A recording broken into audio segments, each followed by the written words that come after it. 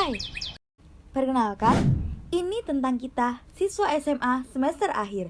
Dimulai dari personil kita yang pertama.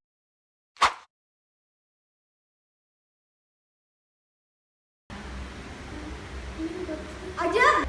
Ini Ajeng, si hayo person. Diajakin kemanapun dan ngobrolin apapun, ayo aja deh. Akhlaknya juga lebih mending daripada kita semua. Gue punya ide baru buat besok. Apaan tuh? Dan ini Dian, otaknya tuh paling encer di antara kita semua. Terus kreatif banget deh, pokoknya ada-ada aja ide dari nih anak. Kalau ini nih Ken, si anak mageran yang kerjaannya cuma makan, terus tidur kalau lagi ngumpul. Tapi dia yang paling loyal di antara kita semua. Kalau yang ini namanya Opi, si biang gosip. Paling update deh kalau ada gosip baru yang tersebar. Rumahnya juga paling pas buat kita spill-spill detik. Dari keragaman sifat kita punya satu misi yang sama, yaitu mencari informasi dan mengolah data yang ada menjadi satu kesatuan cerita yang asik banget kalau diceritain, alias gibah. Seperti yang kalian lihat sekarang, kita lagi menjalankan misi kita sebagai anak sekolah. Ini sih tujuan awal kita ya, tapi sebenarnya itu... Yes, tebakan kalian bener. Gibah. Apalagi kan selain itu? Pas lagi seru-serunya nih, tiba-tiba...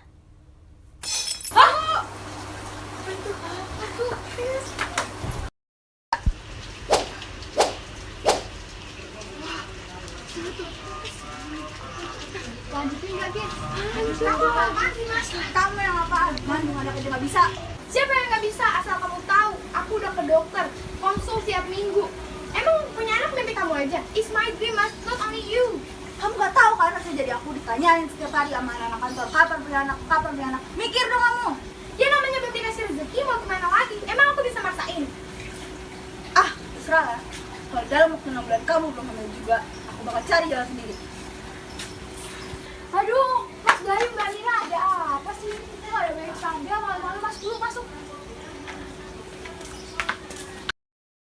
Ini sebenarnya ada apa sih, Mas Mbak? Kok berantem di rumah? Kami berdua udah lama nikah, tapi belum dikasih kepercayaan sama Allah untuk punya anak. Itu semua gara-gara kamu.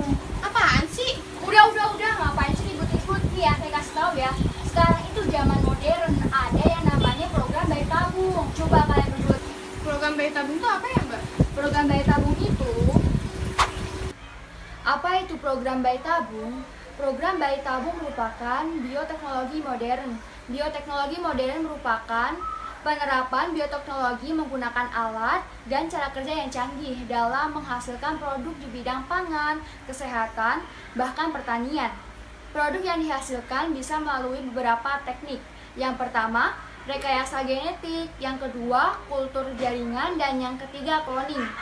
Salah satu ciri dan sifat dari bioteknologi modern adalah dilakukan dalam keadaan steril, sehingga kualitas produk yang dihasilkan lebih optimal baik secara kualitas maupun kuantitas. Selanjutnya ada berbagai contoh bioteknologi modern. Di sini kita akan membahas salah satunya, yaitu bioteknologi modern bayi tabung. Bayi tabung merupakan proses pembuahan sel telur dengan sel sperma yang dilakukan secara modern dan tentunya di luar tubuh si ibu. Atau dengan kata lain, in vitro fertilization, atau dengan bahasa Latin, in vitro yang berarti dalam gelas atau tabung, dan fertilization artinya pembuahan. Dalam proses bayi tabung itu sendiri, maka sel telur matang akan diambil dari indung telur ibu dan akan dilakukan proses pembuahan dengan sperma di dalam medium cairan. Berikut adalah penjelasan tentang proses pembuatan bayi tabung. Mohon disimak ya.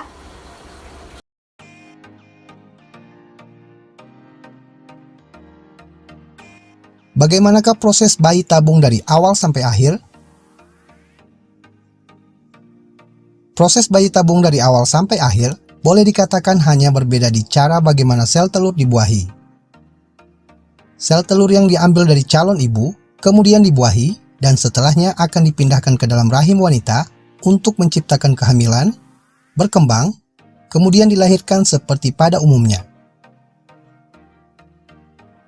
Secara medis, prosedur bayi tabung disebut juga dengan in vitro fertilization. Bayi tabung merupakan salah satu prosedur yang cukup efektif untuk menciptakan kehamilan pada pasangan yang memiliki gangguan kesuburan atau infertilitas.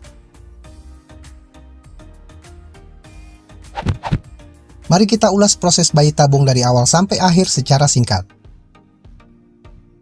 Pada awalnya, calon ibu diberi suntikan hormon terlebih dahulu untuk merangsang terbentuknya sel telur. Setelah itu, obat-obatan akan diberikan kepada calon ibu untuk membantu mematangkan sel telur yang berkembang dan merangsang proses ovulasi atau pelepasan sel telur. Selanjutnya, calon ibu mengikuti tahap pengujian untuk menentukan kesiapan tubuh sebelum proses pengambilan sel telur melalui tes darah dan USG. Apabila sel telur di tubuh pasien wanita sudah matang, sel telur tersebut akan diambil menggunakan alat khusus. Prosedur ini biasanya dilakukan dengan bantuan alat penginderaan yang berlangsung sekitar 30-60 menit. Selanjutnya, sel telur akan dipertemukan dengan sperma calon ayah. Sperma ini biasanya diambil di hari yang sama dengan pengambilan sel telur. Lama proses pembuahan ini sekitar 16-20 jam.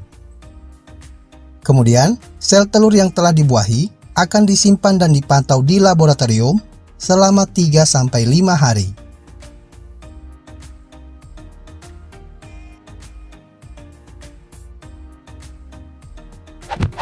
Saat embrio atau bakal janin hasil pembuahan sel telur dan sperma tersebut dianggap cukup matang, embrio dimasukkan melalui vagina ke dalam rahim dengan menggunakan tabung penyalur. Biasanya, lebih dari satu embrio ditransfer sekaligus untuk memperbesar kemungkinan hamil. Sekitar 2 minggu setelah transfer embrio, calon ibu diminta untuk melakukan tes kehamilan. Setelah kehamilan berhasil terjadi, maka proses selanjutnya akan berlangsung seperti yang dialami oleh ibu hamil pada umumnya.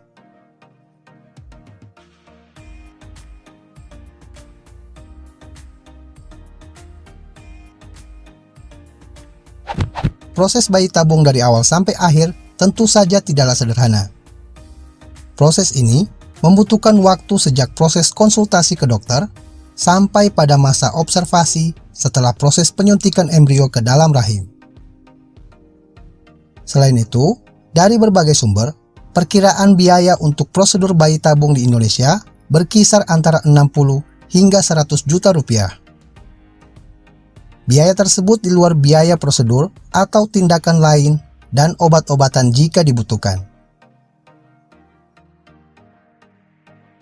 Lalu selanjutnya terdapat beberapa dampak yang timbul dari proses bayi tabung seperti dampak positifnya yaitu 1. Membantu menyelesaikan permasalahan infertilitas. 2. Bayi dilahirkan lebih tahan terhadap penyakit. Dampak negatifnya yaitu 1. Biaya yang mahal. 2. Tingkat keberhasilan yang rendah. 3. Munculnya permasalahan etika. 4. Munculnya masalah kesehatan.